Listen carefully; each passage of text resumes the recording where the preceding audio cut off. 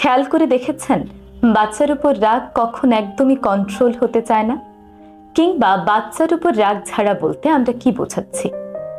বাড়ির নানা চাপ, দায়িত্ব, স্বামী বা পরিবারের প্রত্যাশা যখন মাত্রা ছাড়িয়ে যায়, তখন মায়েদের ভেতরে জমতে থাকা চাপ, ক্ষোভ, ক্লান্তি মায়েরা প্রায়শই ভুল জায়গায় প্রকাশ করে ফেলেন। তা হলো আমাদের সবচেয়ে প্রিয় মানুষ সন্তানের উপর।